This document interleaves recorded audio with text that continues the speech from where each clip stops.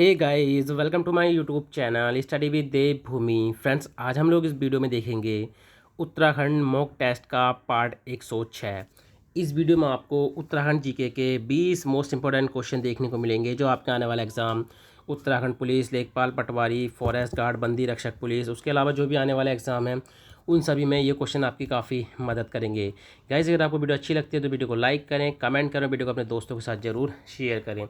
अगर आप हमारे चैनल स्टडी विद देवभूमि से जुड़ना चाहते हैं तो आप हमारे चैनल को सब्सक्राइब कर सकते हैं। जब चैनल को सब्सक्राइब करें तो बराबर बने घंटे के निशान को जरूर क्लिक कर लें ताकि आप किसी भी वीडियो के नोटिफिकेशन को मिस ना कर पाएँ। तो चलिए ज़्यादा टाइम ना ख़राब करते वीडियो को शुरू करते हैं।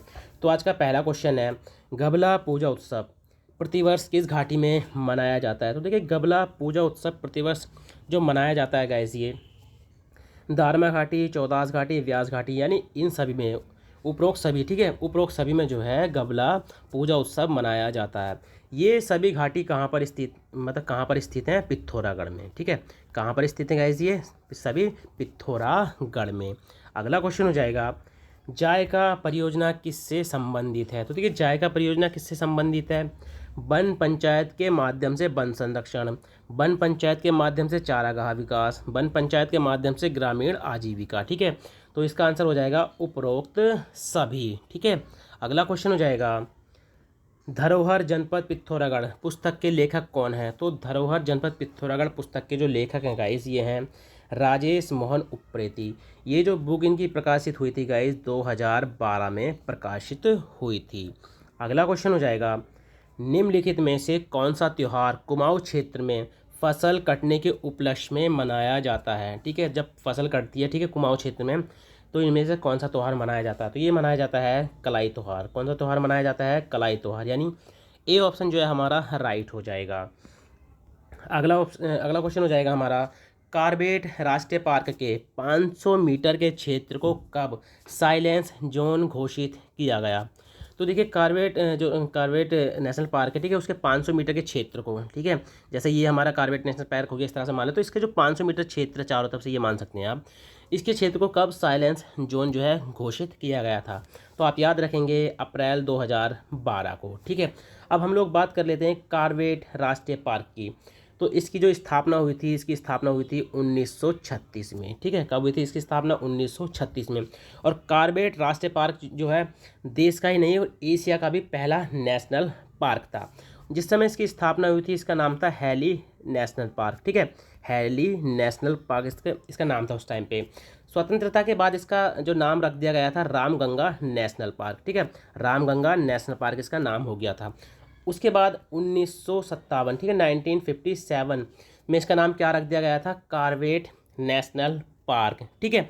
बात करें, देखिए इसका क्षेत्रफल कितना है, बात करें इसके क्षेत्रफल की, तो इसका क्षेत्रफल है 520.82 वर्ग किलोमीटर, ठीक है, वर्ग किलोमीटर। विस्तार जो है इसका पौड़ी और नैनीताल में, ठीक है, इसका विस्तार अगर पूछे तो पौड़ी और नैनीताल में, यानी 2 जनपद में जो है इसका विस्तार है। एक क्वेश्चन पूछा गया था, पाटली दून किसके मध्य स्थित है? तो पाटली दून जो है कार्बेट नेशनल पार्क है उसके मध्य में स्थित है। सबसे महत्वपूर्ण क्वेश्चन जो अभी तक बना है इससे, इसे भारत का पहला बाघ संरक्षित कब घोषित किया गया था? ठीक है, भारत का पहला जो बाघ संरक्षित घोषित किया गया था इसको, ठीक है, कार्बेट नेशनल पार्क को, तो कब किया गया था? तो आप याद रखेंगे 1 नवंबर, ठीक है, 1 नवंबर 1973 को, ठीक है, भारत का पहला बाघ संरक्षित कार्बेट नेशनल पार्क है ये, ठीक है। तो डेट आप जरूर याद रखना, 1 नवंबर 1973 में। यहीं पे बाघों की रक्षा हेतु देखिए स्पेशल टाइगर प्रोटेक्शन फोर्स का जो गठन हुआ था 2013 में किया गया था, ठीक है। तो यहाँ से क्वेश्चन बन भी रखा है। अगला क्वेश्चन हो जाएगा हमारा, मंसूर ताल किस जिले में स्थित है? तो देखिए, मंसूर ताल जो स्थित है गाइस, ये है कहाँ पर स्थित है? टिहरी में। यहाँ पर राजहंस देखने को मिलते हैं, ठीक है, राजहंस यहाँ पर देखने को मिलते हैं। उसके अलावा देखिए, जो मंसूर ताल है, याद रखेंगे मंसूर ताल के पास से ही कौन सी नदी निकलती है? दूध गंगा, ठीक है, दूध गंगा नदी किसके पास से निकलती है? मंसूर ताल के पास से ही निकलती है। उसके अलावा देखिए, टिहरी में कौन कौन से ताल हैं? एक है सहस्त्र ताल, ठीक है, कौन सा ताल है? सहस्त्र ताल। जो देखिए गढ़वाल का सबसे बड़ा, ठीक है, गढ़वाल का सबसे बड़ा और गहरा, ठीक है, गढ़वाल का सबसे बड़ा और गहरा ताल कौन सा है? सहस्त्र ताल। उसके अलावा है महासर ताल, ठीक है। महासर ताल को देखिए भाई बहन का ताल और दो कटोरे नुमा ताल भी कहा जाता है। यम ताल, ठीक है, यम ताल भी कहाँ पर है, टिहरी में, जो सदैव बर्फ से ढका रहता है। अगला क्वेश्चन हो जाएगा हमारा, किसके समय में कठकाली प्रथा की शुरुआत हुई। Very very most important question है गाइज ये। तो देखिए कठकाली प्रथा की जो शुरुआत हुई थी, ये हुई थी भारती चंद के समय में, ठीक है। किसके समय में हुई थी, भारती चंद के समय में। अब देखिए कठकाली प्रथा होती क्या है, लड़की को जो है शादी से पहले लड़के वाले अपने घर रख सकते हैं, तो ये कठकाली प्रथा होती है। अब देखिए बात करें भारती चंद की शासनकाल की, तो 1437 से 1477 तक, ठीक है। इनकी डेटों में थोड़ा फेरबदल मिलता है गाइस, ठीक है, थोड़ा बहुत फेरबदल मिलता है, थोड़े अलग अलग बुक में कुछ थोड़ा बहुत फेरबदल मिलता है। उसके अलावा देखिए भारती चंद के जो पवाड़े हैं, ठीक है, भारती चंद के पवाड़े जो हैं कुमाऊं इतिहास में काफ़ी प्रसिद्ध हैं। और देखिए ये चंद्रवंश का पहला ऐसा शासक था जिसने जो डोटी थे ना, डोटी के राजा, उनको ये कर नहीं देता था, यानी टैक्स उनको नहीं देता था, ठीक है। अगला क्वेश्चन हो जाएगा, राज्य में पाइरेथम की खेती की शुरुआत कब हुई। तो देखिए राज्य में पाइरेथम की खेती की जो शुरुआत हुई थी गाइज 1944 में हुई थी, ठीक है। जो पाइरेथम के फूल होते हैं, ठीक है, पाइरेथम के जो फूल होते हैं जो ठीक है, मलेरिया की दवाई बनाई जाती है, इसके फूलों से मलेरिया की दवाई बनाई जाती है। उसके अलावा क्वेश्चन पूछा जाता है कि बेलाडोना, ठीक है, बेलाडोना की खेती की शुरुआत कब हुई थी राज्य में, तो याद रखेंगे 1903 में। दोनों ही क्वेश्चन काफ़ी महत्वपूर्ण है, बेलाडोना पूछ भी रखा है और पाइरेथम काफ़ी महत्वपूर्ण हो जाता है, ठीक है, इसको कभी भी वो पूछ सकता है, काफ़ी महत्वपूर्ण क्वेश्चन है। अगला क्वेश्चन हो जाएगा, राज्य की किस गुफा से ज्यामितीय आकृतियाँ मिली हैं, ठीक है। तो राज्य की किस गुफा से ज्यामितीय आकृतियाँ मिली हैं, तो ये मिली हैं गाइज लाखों गुफा से। कहाँ से मिली हैं, लाखों गुफा से। तो लाखों गुफा से क्या क्या मिला, देखिए मानव को अकेले और समूह में नृत्य करते दिखाया गया, ज्यामितीय आकृतियाँ मिली हैं, पशुओं की आकृतियाँ मिली हैं, ठीक है। उसके अलावा हम लाखों गुफा की बात करें तो इसकी जो खोज हुई थी 1968 में हुई थी, ठीक है। इसकी खोज कब हुई थी, 1968 में हुई थी। किसने की थी इसकी खोज, MP जोशी ने। किसने की थी इसकी खोज, MP जोशी ने।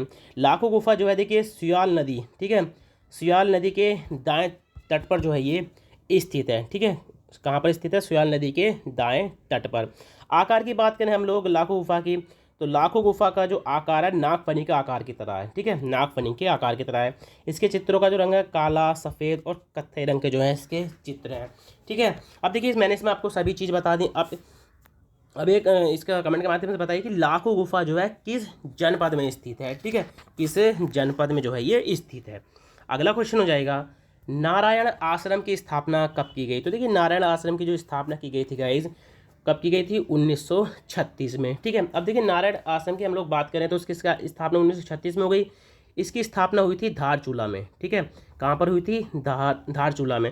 और धारचूला कहाँ पर स्थित है, पिथौरागढ़ में। कहाँ पर स्थित है गाइज, पिथौरागढ़ में।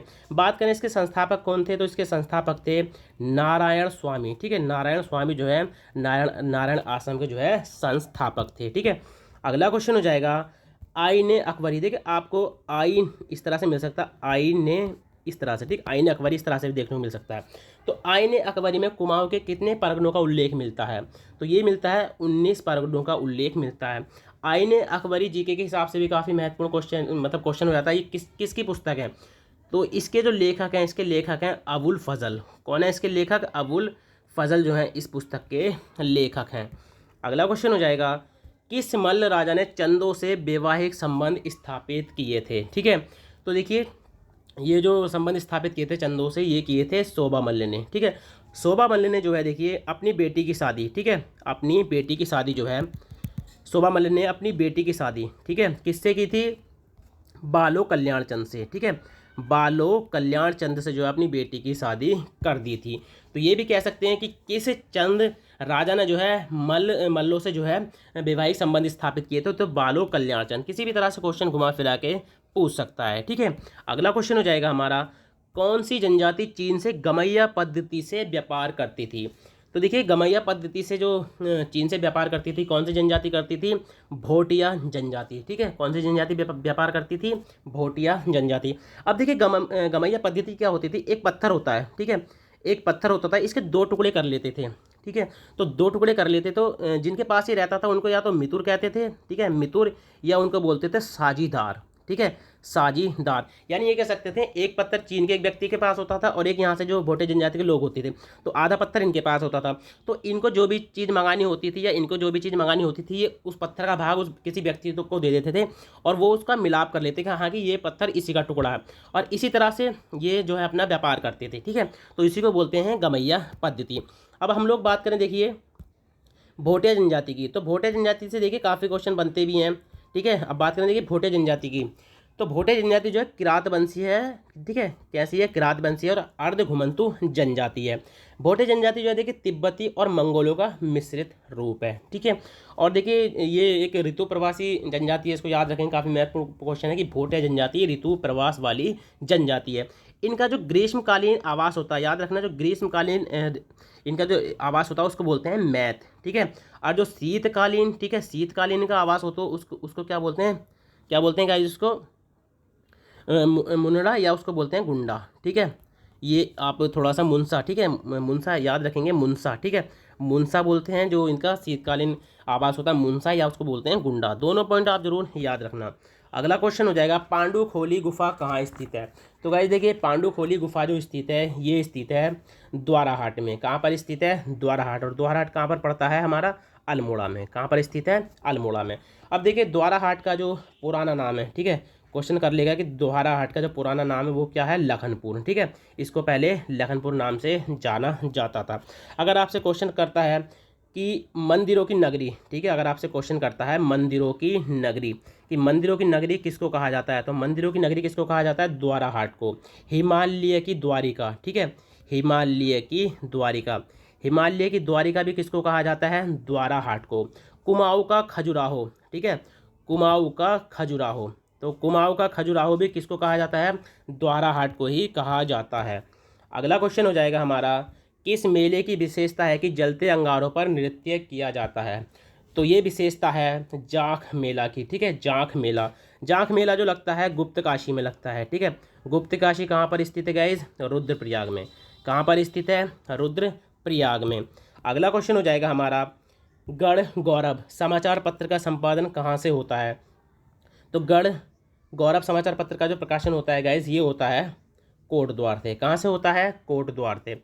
इसकी जो शुरुआत हुई थी 1928 में हुई थी। ठीक है, इसकी जो शुरुआत हुई थी कब हुई थी, 1928 में।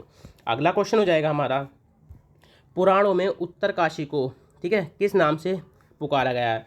तो पुराणों में उत्तरकाशी को किस नाम से पुकारा गया है, सौम्यकाशी। ठीक है, किस नाम से पुकारा गया है, सौम्यकाशी। अगर आपसे पूछते हैं कि उत्तरकाशी का प्राचीन नाम क्या है, कि उत्तरकाशी का प्राचीन नाम क्या है, तब आपका आंसर क्या हो जाएगा, बाड़ाहाट।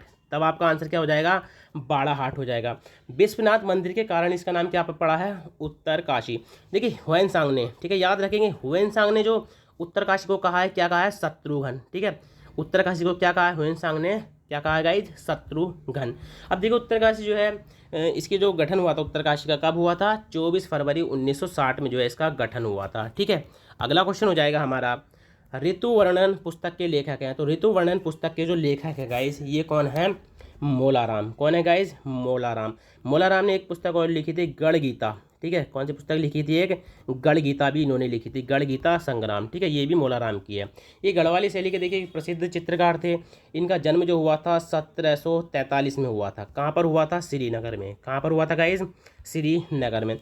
इनकी माता का नाम देखिए रमा देवी देखने को मिलेगा या रामो देवी देखने को मिलेगा। पिता थे इनके मंगत राम। ठीक है, पिता कौन थे इनके, मंगत राम। सबसे महत्वपूर्ण क्वेश्चन अगर आपसे पूछ लेता है इनके गुरु कौन थे। ठीक है, इनके गुरु थे राय सिंह। कौन थे इनके गुरु, राय सिंह। ठीक है, अगला क्वेश्चन हो जाएगा हमारा, अगला क्वेश्चन है हमारा, राज्य में कूली बेगार प्रथा पर आधारित फिल्म माधुली, ठीक है, मधुली कब बनी थी। तो देखिए जो कूली बेगार प्रथा पर आधारित फिल्म थी मधुली, ये कब बनी थी, 2007 में। कब बनी थी गाइस, 2007 में।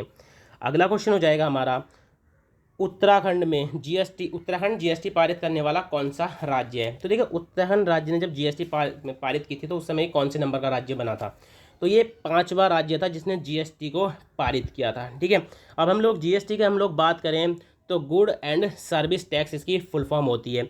ये एक अप्रत्यक्ष कर होता है, याद रखेंगे, ये एक अप्रत्यक्ष कर होता है। जीएसटी जो लागू हुई थी भारत में कब हुई थी, 1 जुलाई, ठीक है, 1 जुलाई 2017 को ये लागू हुई थी। तो याद रखना उत्तराखंड जीएसटी पारित करने वाला कौन सा राज्य था, 5वां राज्य था। ठीक है, तो गाइज ये थे आज के उत्तराखंड जीके के 20 मोस्ट इंपॉर्टेंट क्वेश्चन जो आपका आने वाला एग्जाम उत्तराखंड पुलिस, लेखपाल पटवारी, फॉरेस्ट गार्ड, बंदी रक्षक पुलिस और उसके अलावा जितनी भी आने वाले एग्जाम उन सभी में ये क्वेश्चन आपकी काफ़ी मदद करेंगे। गाइज अगर आपको वीडियो अच्छी लगी तो वीडियो को लाइक करें, कमेंट करें, वीडियो को अपने दोस्तों के साथ जरूर शेयर करें।